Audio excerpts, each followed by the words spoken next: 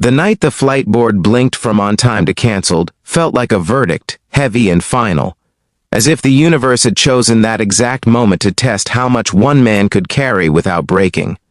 Snow pressed against the glass of the terminal like a held breath, and the echo of rolling suitcases faded into a hollow quiet that made missed connections feel permanent. He stood there with 3 identical backpacks at his feet and a phone full of unanswered messages, realizing that being late wasn't the worst thing. Being stranded with responsibility was. He was a single dad who had learned to survive on schedules and promises, and that night both failed him at once. Before the story goes any further, if you believe in kindness, second chances, and the quiet power of helping someone when it costs you something, please take a moment to like this video, share it with someone who needs hope, comment your thoughts, and subscribe to the channel so stories like this can keep reaching hearts. He had planned the trip with surgical precision, color-coded calendars, and snacks packed days in advance, because life after loss had taught him that control was the only thing that kept grief from spilling everywhere. The triplets were waiting at home with a neighbor, their first overnight apart since their mother had died 2 years earlier, and the missed flight felt like another promise broken to people who depended on him to be steady. He breathed through it, gathered the bags, and stepped back into the cold, choosing the long walk instead of the crowded shuttle, because sometimes movement was the only prayer he knew how to say. Outside the terminal, the city looked tired, lights smeared by falling snow, sirens muffled by weather. Near a bench that had become a small island of cardboard and blankets, he noticed a woman hunched against the wind, her coat too thin for the season, and her hands red with cold. He had learned to avert his eyes over the years, not out of cruelty but self-defense, because stopping for every hurt felt like drowning. Yet something about the way she held herself, rigid but dignified, tugged at him. Maybe it was the way she watched the departures board through the glass, as if hoping it might change its mind for her too. He offered help without ceremony, the way people do when they don't want gratitude to complicate the moment. Food first, then a warm drink, then the question of where she would go when the night sharpened. He told himself he would keep it simple. He told himself he would not cross lines. But the storm thickened, hotels filled, and the city began to close its doors. When he mentioned his apartment nearby, it was almost accidental, a fact drifting into the space between them. When he pressed his spare key into her palm, it felt like a leap, reckless and gentle at the same time, driven by a tired instinct to choose mercy even when it made no sense.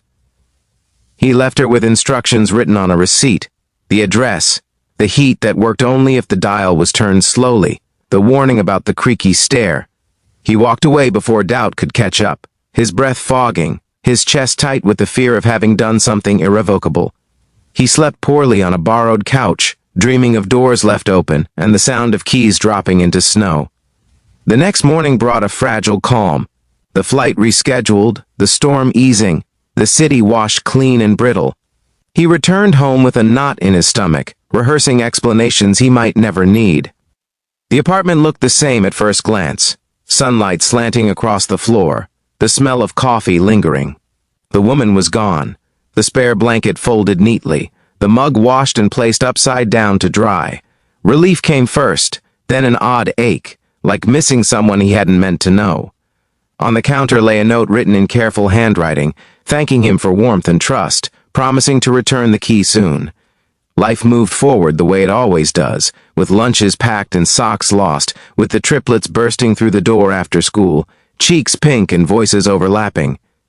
He told them the story the way adults do, sanding down the edges, focusing on weather and logistics, leaving out the leap of faith. The kids listened with the fierce attention only children can give, filing away details adults forget. That night, while he cooked, they played in the living room, their laughter a metronome that kept his heart steady. It was days later when the secret surfaced, quietly at first, then all at once.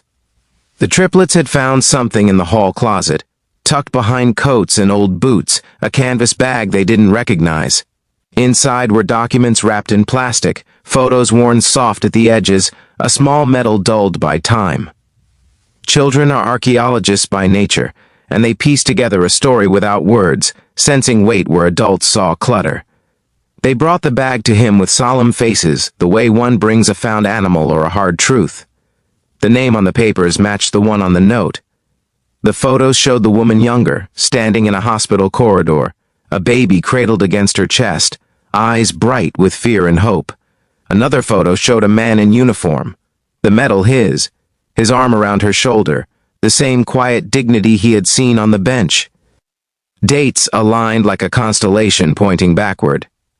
The secret was not scandal but loss layered upon loss, a life once anchored that had been cut loose by war, illness, bureaucracy, the thousand small failures that turn people invisible.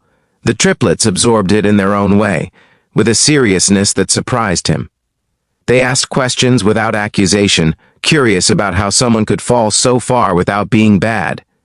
He struggled to answer, because the truth was bigger than language, because explaining suffering without blaming the sufferer is a skill most adults never master. Yet in their listening he felt something shift. The story was no longer his alone, it belonged to the household now, a shared responsibility like the plants that needed watering or the cat that needed feeding. Days passed.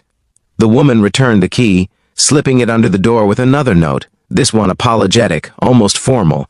He held it like a fragile artifact, unsure whether to reach back out.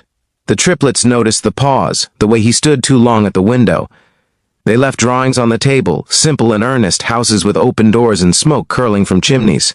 He understood the message, without needing words. When he finally found her again, it was at a community center warming room, the kind of place that smells like soup and hope stretched thin. He didn't announce himself. He waited until she looked up and recognized him, surprise softening into something like relief. He offered nothing dramatic, only consistency, the kind that builds bridges grain by grain.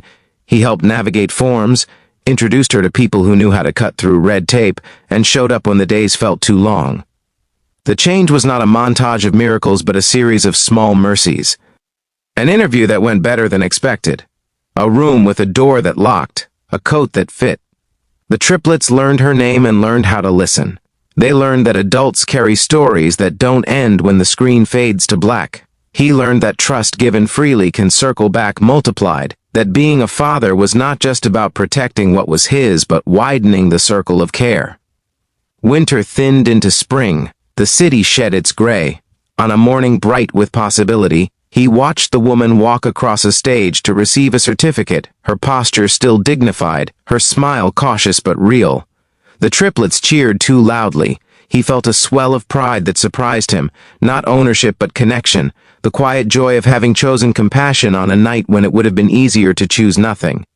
Near the end of this story, if it has reached you in any way, if it has made you think about the doors you could open or the keys you could hand over, please take a moment to like this video, share it with someone who needs a reminder of humanity, and subscribe so more stories of hope can find their way to you. Just before we close, I have a special request. Please comment the word kindness below if you believe one small act can change many lives. The triplets grew a little that year, not just in height, but in understanding. They learned that secrets are sometimes just truths waiting for safe hands. He learned that missing a flight did not mean missing his purpose, that sometimes the detour is the destination. And the woman, no longer invisible, carried her story forward, stitched with help and humility, proof that dignity can survive even the coldest nights. The apartment felt warmer after that, not because the heater worked better, but because trust had moved in and decided to stay.